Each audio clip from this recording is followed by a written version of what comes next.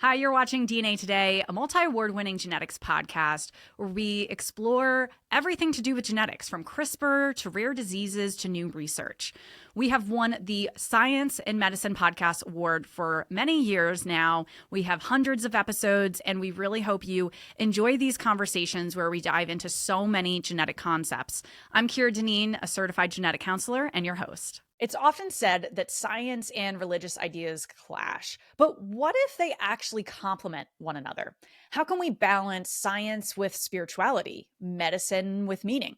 In this special episode, you're about to hear the pilot episode of a new podcast on our Gene Pool Media Science Podcast Network, Gods and Genes. I am interviewing the host of this brand new show, Amber Sher, about this intersection of health and religion. Amber's show, Gods and Genes, explores the conversations that happen when science meets spirituality, from how clinicians can respectively engage with patients' beliefs to how our own faith, or lack thereof, shapes the care that we provide.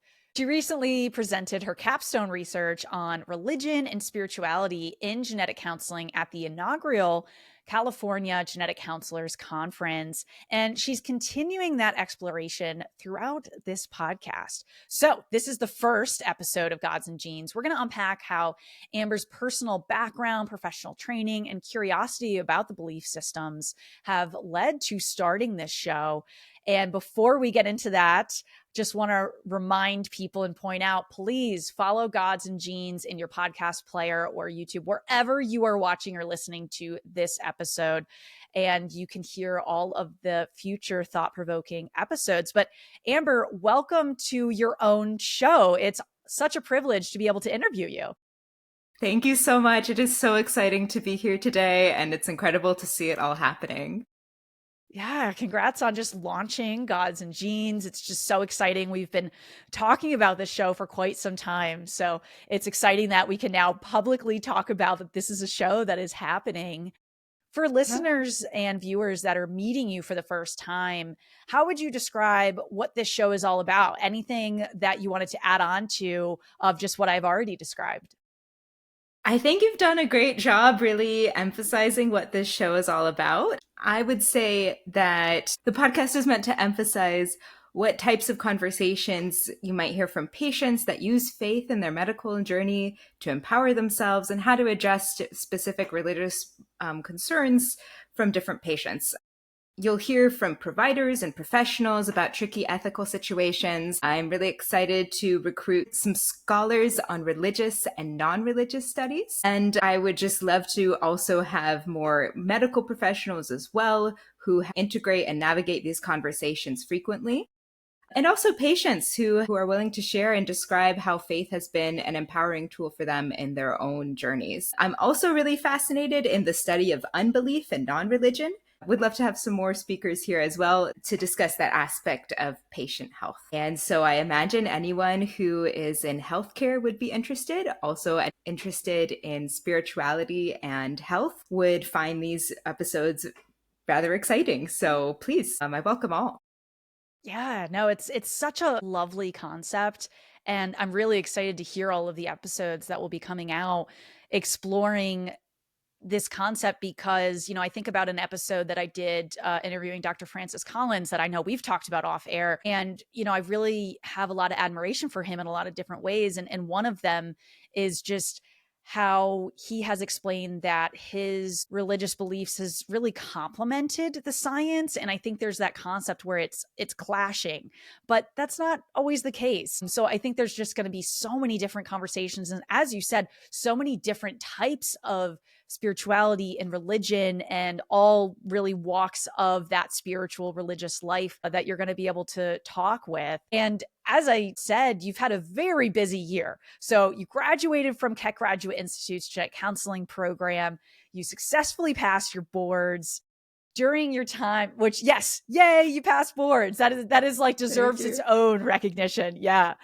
So during your time at KGI, your capstone project was focused on this intersection of genetics and faith. What inspired this? Because basically from your work there, you now have this podcast spinning out of that. So if we're going all the way back, when it came to deciding what you wanted to focus on for your capstone project, how did this come to be? That's a great question that dives into some really vulnerable conversations. Particularly at where I graduated, the Keck Graduate Institute, KGI, based out in Southern California. I had a lot of heartfelt conversations with the program leadership there, starting off with, if you weren't going to be a genetic counselor, what would you be doing instead? Which I think is such a nice opener for a lot of students to consider when thinking about their own capstone or research projects, as it will really sort of question like, ooh, what could this alternative life for me have been? But also it really emboldens you to give more time into some of your other interests that you wouldn't have otherwise had. So I'm really grateful that for that sort of deep introspective question. And that brought me to reevaluate my relationship with religion. So a little bit of background is I grew up Christian, and in almost a non-religion sense, as non-religious as well, with like a high amount of skepticism toward Christianity, simply because one of my parents is Christian and the other one is an atheist.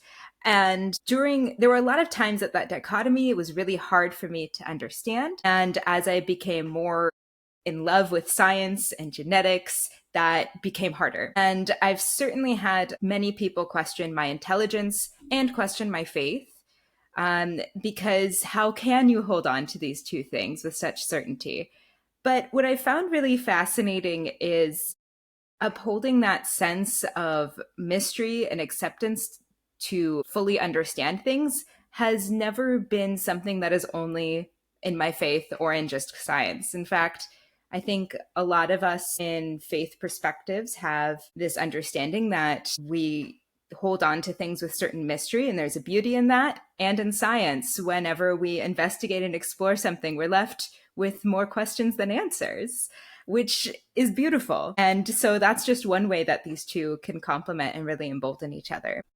Grad school was no different for me in that sense. And aside from talking about the moral implications of what to do when a Jehovah's Witness refuses a blood transfusion, there wasn't much more on the discussion of religious beliefs, which I felt like perhaps there might be a space of lacking here for how we can have conversations with patients. As when I went into my rotations, I was having lots of different conversations beyond just that with religious patients.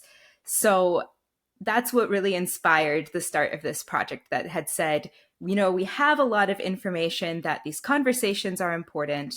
We know why healthcare providers might engage or disengage from them, but what are the conversations healthcare providers are actually having with their patients? That's what my topic explored. And it gave this unique nuance of, how do you as the healthcare provider feel like you're doing in these conversations? And so, before, not to get too into detail and to talk for an hour right now, but that was really the beginning of this project for me. And I've really appreciated where it's taken me and how far it's gone. I love that example of people that are Jehovah's Witness, of not accepting blood transfusions, because that's like that classic example of how religion can impact medical care and what choices people are making.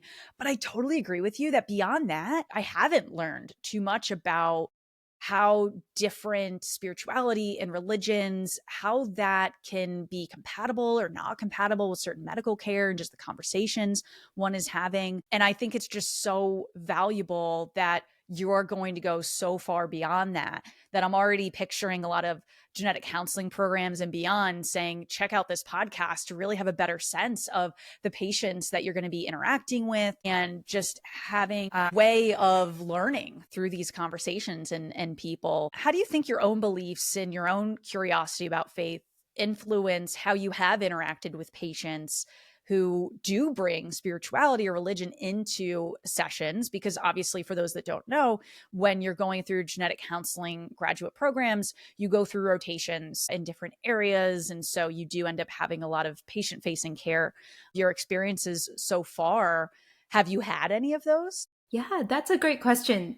So, with regards to my background, a little bit to start there, as I mentioned, I grew up in a religiously mixed background. There's even I think there's a word like interreligious or something I've recently learned. Really neat. I didn't know that we were so common.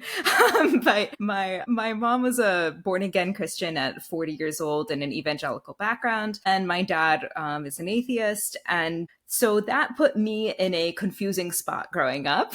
But that meant that I was always navigating my beliefs and the world around me with many more questions than I think that some others might have had. My specific background really allowed me to grow and understand that there can be so many nuances to how somebody approaches faith or a certain religious perspective. At this point in time, I consider myself a post-deconstructive Christian. Maybe some might call it an ex-evangelical, but just as a little bit of background there, that's where I am. And so I have a very good sense of putting myself sometimes in people's shoes at any sort of point in their faith journey, specifically from a Christian background. Because you've been at those different points.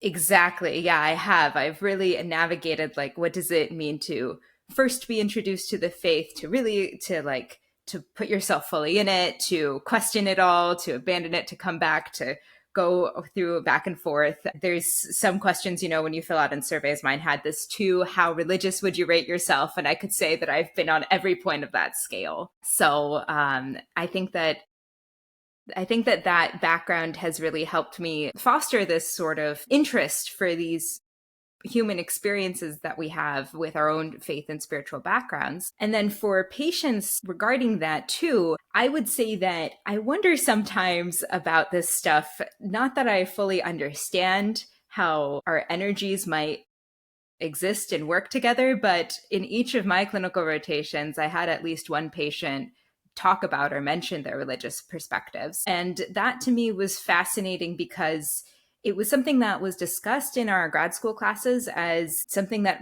my fellow peers and cohort members were nervous to discuss with patients. And here I was talking about it in each of my clinical sessions. And I wonder sometimes if that was it me that was almost subconsciously like exuding a type of energy that would say that one can talk about this? Or was it something else in my mannerisms? And I'm not entirely sure what the reason why for that is. But that's just one way where I think maybe my background has allowed me to open and have more conversations with patients. And also in response, they've overall like very positive responses too from each of the patients that I've had. You're meeting the patients where they're at, and you can bring your own perspective of saying, I've had the point of view that they're expressing right now. Even though as a genetic counselor, we do want to be non-directive and just be able to provide options and help them navigate decision-making, it's still so helpful to be able to see from the patient's point of view. And that's something that you can really bring to the table, Amber, in terms of what your experiences have been throughout your life in this sense. As a healthcare provider, and we're both genetic counselors, how were you able to navigate those moments where a patient's faith-based decision might differ from medical recommendations? I'm also acknowledging that maybe you haven't been in that exact situation yet where they express something that was against what may be recommended medically. But if you've talked to other colleagues that maybe have had these experiences or just what you've been exposed to. That's a great question. I am fairly early, very, very like infancy stages in my career. So I specifically haven't had that experience. However, it is something that I went into in my capstone research. As a lot of healthcare providers or genetic counselors specifically did discuss this as either they were very nervous about this encounter, or they've had these encounters and felt very overwhelmed on what to say, or they feel like they might have a proposed solution. Now, none of these sort of recommendations that I could make based on the research have been tested. However, I think it's fairly insightful to be able to share what other people have used to help navigate these conversations. Firstly, it's very important for us to fully frame our patients' perspectives and really make sure that we're understanding them fully. We all come into these conversations with bias, and that's not something that we can completely remove. It's something we acknowledge. And as best as we can, we should try to make sure that we're understanding our patient and reflecting back From what I understand, you don't want to pursue cancer genetic testing because you believe it's challenging your faith to trust in God alone. Is that correct? Something like that. Really make sure we're getting where a patient might be saying. And maybe that isn't what the patient's saying at all. So, look, firstly, it's to reestablish, are we facing some sort of against medical recommendation advice, clearly? And then if that is the case, then secondly, what I would say is, from the research, there was this approach that some genetic counselors took in conversations where they incorporated a patient's beliefs within a clinical context that reframed how things are being looked at. And it really led to patients taking on a new perspective of what medical care could look like. It could be as broad as saying, perhaps God has guided you to these medical professionals and to modern day testing for the sake of having the best care for your baby. And it could be a lot more specific. But I think that that's such a unique perspective that we haven't previously described in the literature but in this case and in this study, it was shown to be reflected positively. So I think it would be great to see more research to really know how that would work for individuals. But I do wonder, if we really reflect on what our patients are bringing to us, how can we incorporate their spiritual perspective with our medical recommendations in that conversation? And perhaps even suggesting then, I'm not sure about this. Maybe this is best to talk with a chaplain, or maybe you could suggest that when talking with a chaplain or a religious professional that you might seek. I think that those conversations will still be very challenging, and I would love to get more people on the podcast to really understand where to go from there. Any sort of religious or non-religious scholars listening thinking, oh yeah, that would be really fascinating, please come on board. I'm so excited for that. And I think there is so much value in exploring with patients how the decision that maybe they're expressing in that moment, why that's the decision they're making, and not to have judgment or anything, but rather the opposite of saying, let me understand, because they could be misunderstanding something. And so by understanding as the healthcare provider why they want to make that choice, you may be able to dispel some myths or something. They might think, well, if I'm getting these results, everyone in my synagogue or everyone in my church is going to know this information. Well, actually, this is HIPAA, so this is just for you. There might be those aspects that I've seen come up, in my practice, of people saying, well, I don't want this information because then other people, in my religious group, organization, going to know this information. I'm like, actually, I'm not allowed to tell anybody. And so sometimes that can change a decision. And it was by exploring that further, like you were saying, of, okay, you're making this decision, and one of the factors that's playing a role in this is X. And they might say, well, actually, no, it's Y. And you're like, oh, let's explore that even further. And I think there's a lot of healthcare providers that are really hesitant, understandably, to explore that. Sometimes it's taking the time, that there are some sessions that are very quick and you don't have time to have this full conversation and discussion. But other times, I think people don't want to say the wrong thing. And it's really helpful to be able to say, well, let's talk about this a little further, and taking the perspective of having the patient educate you and flipping that script a little bit can be so helpful. And I've learned a lot about different religions just by doing that and asking patients, and how is this information going to help? How could it hurt you? So, I think a lot of that comes back to, like, if they're doing genetic testing or not, for me, is what comes up a lot in the prenatal sense. But I would love to hear, is there anything else that was surprising in the data you collected, or, certain aspects? Because from my understanding, you were really exploring religion and spirituality in general, and you weren't focused on one specific area. Yes, that's correct. I was asking providers, specifically genetic counselors, to share a religious or spiritual scenario, i.e., when a patient had introduced, or when they felt like it was appropriate to discuss a religious or spiritual concept with patients, and then to give me their self-perceived rating on that. While I did ask participants for their own religious identity to kind of measure across different metrics, we weren't focused on one specific religion. I suppose another surprising result, though, that came from this study that really challenges some of our deeply held beliefs, but maybe not anything that we've ever measured quantitatively, is there was no difference in the perceived helpfulness. So how helpful did you feel for a patient's religious concern? There was no difference for that measure across the provider's personal religion, religious affiliation, across their level of religiousness or religiosity, their spirituality, or even their years of experience, which lets us know that this might not also be a skill that's developed with time and instead could be addressed with a type of extracurricular workshop more effectively. And also that this isn't a skill that's simply something that someone's born or innately comes with. Instead, it could be something that's trained. And while we're talking about all this exploration, I can understand a lot of hesitancy from healthcare providers to say, gosh, another thing to learn, another thing to try and do each time. And I would really want to emphasize that I don't think we're trying to reinvent the wheel here. I think that this is simply applying the tools of the trade and really knowing how we get into psychosocial assessments and keeping in mind with cultural competencies and in that framework of discussing religious and spiritual beliefs. I recently met with a class actually to discuss some different strategies with navigating these conversations. They were so much more prepared than what I was expecting, and it was really encouraging to see.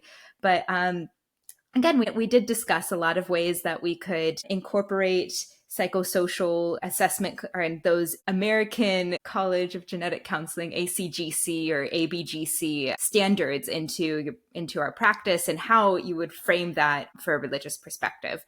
For example, we could just validate a patient's beliefs by saying, it sounds like your faith is important to you in this decision.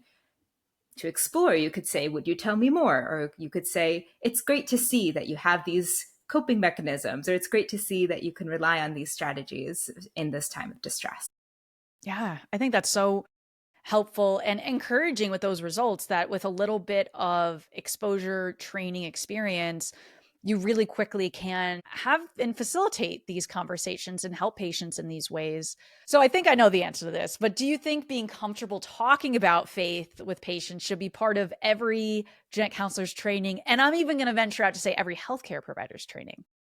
Wow, that's a big question, but I'm going to answer with something like yes with an asterisk. Okay, that's fair. That's the best way I could say. Yeah. So I would say that every healthcare provider should feel prepared to know what to do when a patient comes up with when a patient mentions their religious perspective. If we're caught as a deer in the headlights, I hate to say it, but about 70% of the US population does say that they believe in God, whatever, or in multiple gods. So that could easily mean that patients are considering these things, especially in genetic counseling, where we're disclosing sometimes some distressing results, and sometimes for the very first time with our patients, that might be the immediate reaction or the immediate thing that they go to, given that they rely on that, especially when we're asking questions like, who are you going to discuss this with? Who are some people you can talk to? That might be one of the first things they mention. However, I will say that a study from Thompson et al. In 2016, and I believe a few others support as well, while most religious participants did emphasize the importance of discussing and exploring a patient's religious beliefs, large minority of religious patients actually suggested that they do not want their healthcare provider to discuss their beliefs with them and feel that that's outside of scope. They would want someone else to do that entirely.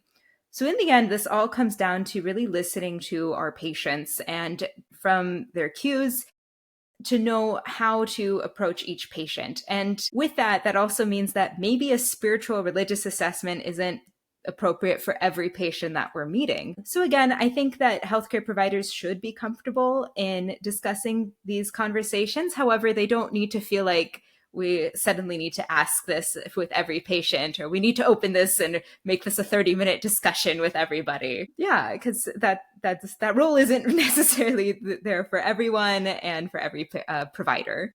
That's really helpful to point out, because so far we've talked about how important it is and how useful. but useful that it can be, not for everybody. So I think when you see that coming up maybe in a conversation, what are some misconceptions that you've encountered from two perspectives? So the first from healthcare providers about religion, but then flipping it, also misconceptions from religious communities about genetics, because I'm thinking that you'll want to further explore some of these in the show, but just to give people a teaser of what you've heard from both sides. Yeah, that's a great question, and it is something that I would like to explore more in future episodes. Something that I think healthcare providers can really challenge themselves to consider is possibly related to the role of different chaplains and religious leaders. I think to a paper written by Natalie Richheimer in 2023 that highlights the role of clergy in Orthodox Jewish communities. It is a great read. I highly recommend it in the Journal of Genetic Counseling. But one big takeaway is something that I hadn't even thought about too, was how the clergy described their role within the community. Not only were they providing that a sense of religious or spiritual support for their patients, but they also served as medical advocates a lot of times for their patients. And they knew a lot of these conversations. Firstly, their patients were always coming to them as opposed to vice versa, which sometimes we might think about. But their patients were always coming to them, and they then had seen a lot of similar indications. So they knew quite a bit of medical terminology. So then rabbis could understand that the roles that they're serving for their patients and knowing the specific medical terms that their patients might not have recalled from a particular session. And I would then challenge healthcare providers to consider, with that being the role, when we're going to necessarily hear our patients say something like, gosh, I don't know, maybe I should talk to a rabbi, maybe I should talk to a rabbi or clergy, I don't think I could do this. I understand the initial gut reaction to maybe say, like, are you sure a rabbi is the right person to talk to? But when we put ourselves in that position, we've now set ourselves up as this, we are the medicine versus the clergy. And that might not have ever been the suggestion, but now we've set that up. And that can really take away from not only our patient, but also the rest of their community, and thinking about how they're going to go on and talk about their experiences as, gosh, this healthcare provider simply doesn't understand me. So I would really like to challenge healthcare providers when the conversation comes up where a patient mentions, I would really like to talk to a clergy or my religious leader, to think about how that conversation can add. If you're worried about something coming across or being mistranslated, you can always go through and make sure that those misconceptions are cleared with your patients. But maybe we are worrying too much. As mentioned in the paper, a lot of these religious experts do have some medical knowledge as well in their role. From the religious community side, and something that I would love to see more of to challenge some misconceptions is, I would love to see more interaction with genetics providers and genetic counselors. We're a tiny community, but we've been here for quite a few years. And I think that it would be so nice for us professionals in our fellowship and faith spaces to be invited to discuss with congregants about the field, especially because I think that when it comes historically to genetic counseling in faith centers, it's still seen as this prenatal health side. And we're sometimes in this mindset of being a field that is even on the side of abortion. And since its formal inception and development in the 80s, we've really been a field that's emphasized non-directiveness, where we provide information and guidance, but not a blanket set of recommendations, as we talked about earlier. And are there some bad players in the field? Are there questionable things in our history that we've needed to acknowledge? Yes, absolutely. But that's true of most any field. And I do wonder sometimes if certain religious spaces are really holding on to that for genetic counselors and not really letting our understanding of genetic counseling expand beyond. As you and I know specifically, that genetic counseling goes beyond just discussing prenatal health and is also in the field of talking about cancer or cardiac health and neurodegenerative diseases, metabolic conditions, all sorts of stuff that we can do now. I think it would be such a nice opportunity for religious spaces to open their own congregation to hearing about genetic counselors in all of these different aspects and hear about what it is in the 21st century. So we'll have to see. I wonder if any clergy will actually take that into consideration. If they do, please invite me. Like, I think it'll be yeah, so fun you'd be to the attend. perfect person. Yeah, to come in. Yeah, I about 10 years ago, maybe, I had this really cool experience where it was an event associated with a temple, and it was talking about genetic testing for hereditary breast and ovarian cancer. So kind of looking at the BRCA and back then it was mostly those genes that we looked at for that cancer risk. But it was awesome because it was this, I was moderating the panel, so I wasn't an expert speaking, but it was so great to have people coming from the Jewish community and also genetic counselors that also were Jewish, and having that conversation of, well, this is how this is helpful, especially because, as many people may know, people that are especially Ashkenazi Jewish have a higher chance of having a BRCA1 or 2 mutation that can elevate their risk for these cancers. And so I just thought that was such a great event. And I would love to see more like that, where you're going into communities and talking about medical and, for us, genetic topics that are relevant to that community, and going and working with the community and not talking at the community. So I think it'd be great to see a lot more of this. And I wanted to also echo what you said about having that religious leader and consulting with them for patients to be able to do that along with their healthcare provider. I've certainly had that. As a prenatal genetic counselor, there are some times where we're talking about a very serious condition, situation for a pregnancy, and someone may be considering ending a pregnancy. And my beginning conversations with them, they may have expressed, I would never end a pregnancy. And I'm like, okay, that's fine. It's always your decision, at least so far in our country, especially Connecticut, New York, with the laws that we currently have. But it also has been interesting that some patients have said, well, I really want to talk to, like you said, my rabbi and talk through this. And that I certainly encourage it. And I'm like, that's wonderful to be able to do that. And so that they can have multiple people that they're talking through this with that have those different expertises,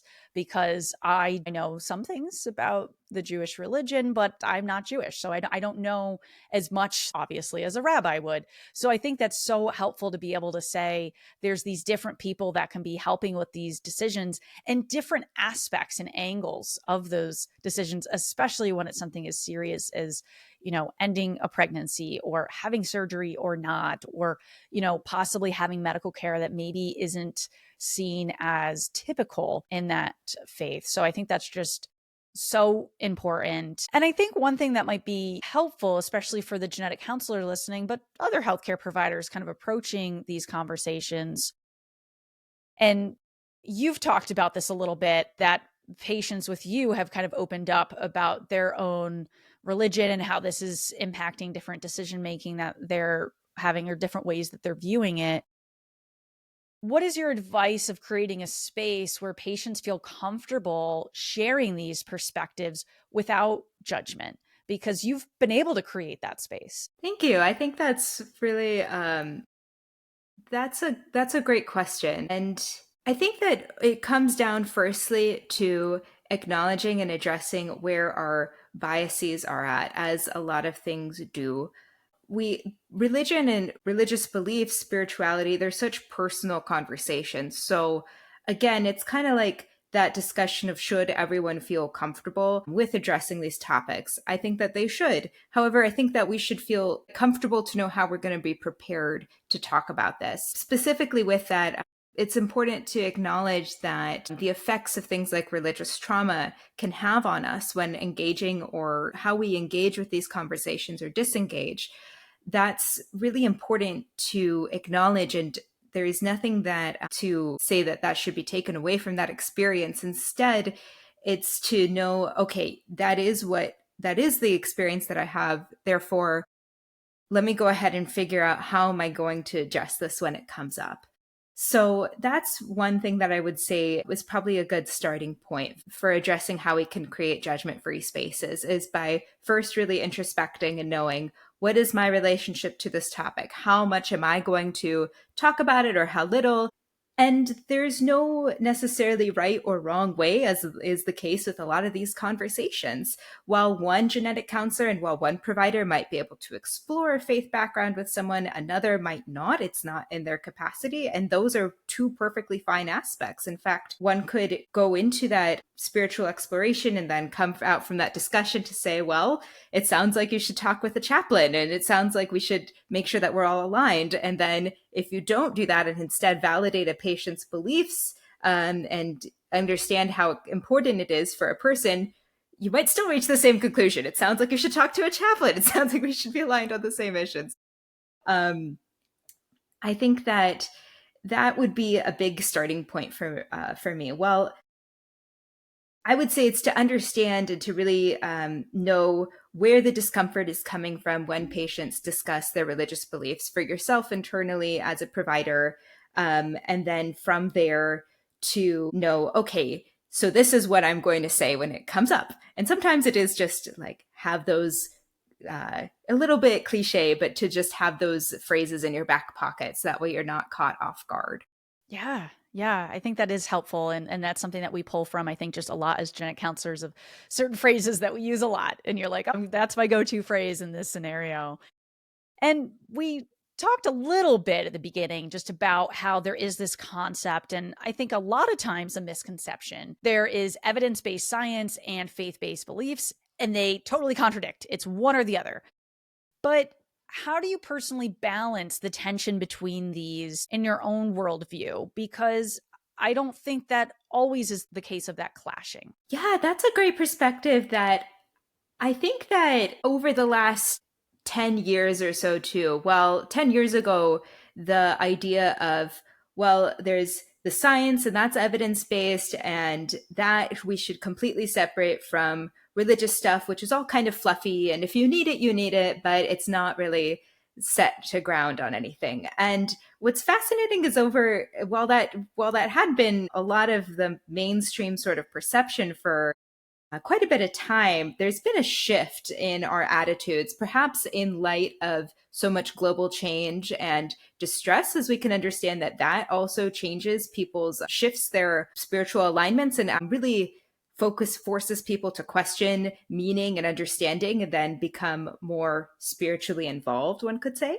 Um, that might be why that perspective now has almost shifted, and we're actually seeing an uptick of spirituality and religiosity in areas like Silicon Valley. So I think that there are lots of podcasts and different people that I could also recommend as well. A big one that comes to mind is You Have Permission, now called Religion on the Mind, where I believe his name is Dan Koch. The podcast host goes into a little bit more about some of those modern day perspectives and what's guiding social trends on spirituality. With regards to my own worldview and how religiosity and science-based stuff comes together, I talked about this briefly, but I do think that ultimately both studies really emphasize the impact and power of holding on to mystery and using that to guide our next set of questions, which is also sort of fascinating too, because in certain religious perspectives and in certain traditions, there is almost no, we have all the facts, we have all the information we need, and they're not as attached to that certain essence of mystery. So I would find it fascinating too to discuss with people who have more of that perspective on faith, to know how they balance things. Because really, it's going to sound like I'm repeating myself, but my perspective really comes down to like both religion and science hold this place for me to really explore and on that. And I think that something as well that really ties that concept for me is the sort of questions around consciousness, and how we can all be so intelligent, and not just in human intelligence, but in creatures and all sorts of other ways that we've learned and studied over the last years. I find so fascinating. And I would love to learn more from certain scholars in this area too. But I think that beauty of our own, like the connection between minds and brains, the beauty of like, well, we have all these neural networks, there's differences in action potential that creates an electric impulse, and yet somehow that becomes, what is my meaning in life, right? So they have worked together very well for me. Not always, and there's been that struggle for sure, and that kind of went into my deconstruction phase as a Christian. It's interesting because you've been, as you described, like on every level of from not religious to heavily religious, and just those different aspects between. I'm just thinking about how there might still be questions that you wrestle with yourself, of like even talking about just, figuring out where am I at on this religious spectrum? Are there questions that you still wrestle with yourself? I know that's a more personal question to end with. No, that's all good. I love talking personal stuff. Yeah, it's a great question. I think that in my own practice, I don't have as much necessarily tension that might come with the word wrestling, but I do have a lot of questions. I think that there's so much even too. Things like, why do bad things happen? And the cliche of everything happens for a reason. Does it actually hold up in water? Because it never seems like it has for me. Things like, what's the reason for so much misunderstanding? Why are there so many different, if there is one true answer, why are there so many different perspectives? What happens to people who never know? And what happens to people who do know? And all sorts of stuff. Ultimately, I've really leaned on certain theologians like Father Richard Rohr and Rob Bell, who do emphasize, again, it's going to sound like the same thing, but who do emphasize that mystery of faith. And my post deconstruction faith doesn't have me questioning necessarily what did literally happen in this translated version of histories that I call the Bible, and how did it happen to the T? But instead, I question, what did it mean for its time? And maybe that interpretation of what it meant is more powerful to me now than the literal translation. So in that, I've adopted a sense of literal and allegorical reading to text. Allegorical meaning that some stories in the Bible serve as stories to tell what happens as opposed to documenting a historical event. And that's how I've chosen to be comfortable and hold on to these aspects in my faith. I know that plenty of other people don't adopt that, and they adopt a literal interpretation. And I think that that's beautiful in its own way. And I also want to respect that then that comes into this really judgment-free aspect of approaching faith that has really helped me strip away a lot of my own personal shame, and then walk into how I approach others in this form of radical acceptance. So in this post-deconstruction phase, and for how I personally view science and faith-based things, I've come to understand that, quoting from scripture here, but I've really come to lean on things like not to lean on my own understanding, but instead to be more open with different ideas, and to know that I won't always get things right, and that's okay. Yeah, no, it really is. And I think what one of the most beautiful aspects of religion to me is that everybody interprets their religious text differently. And I love that that interpretation is so various. And I think just from that perspective, that's such a cool aspect of religion. And someone could identify on paper the same way you do, but read the Bible in your case and say, well, this is how I think this is meant to be interpreted, and how I should lead my life and take the morals and lessons from this. It's interesting of just so many religious texts are so similar in that sense, or there's a portion of it that is the same, and that there's so much that science can't explain, and I don't think will ever explain.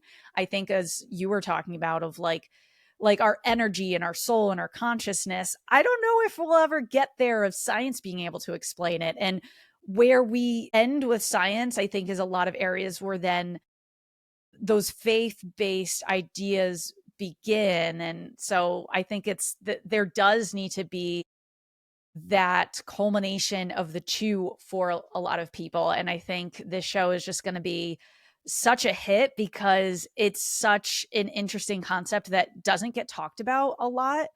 And I'm just so excited to be able to listen to all the future episodes. And I hope that everybody has already subscribed to Gods and Genes on any platform that they watch or listen to podcasts on. Amber, it's been such a pleasure to learn more about how your religion has impacted you as a genetic counselor and not everywhere, but some of the ways and areas that you want to continue to explore in Gods and Genes. So congratulations on launching the show. And I just wish you the absolute best.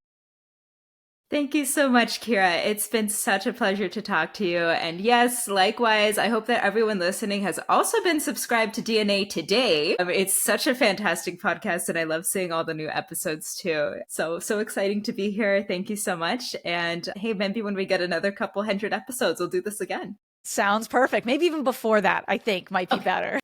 That might be good. Thanks for watching DNA Today. To access all of our episodes, head over to dnatoday.com. We also have a lot of bonus content on there that you can enjoy. If you have any questions, comments, suggestions, guest pitches, you name it, send them in to info@dnatoday.com. We'd also really appreciate if you could take a moment to rate and review the podcast on Apple, Spotify, wherever you listen to the show. It really helps more nerds like yourself find the show. Also, if you like giveaways and other ways to connect with us, I recommend following us on social. We're at DNA Today Podcast. We also have a Patreon if you want to be the most level involved in the show. That's also at DNA Today Podcast. Thank you so much for listening and watching. Join us next time to learn and discover new advances in the world of genetics.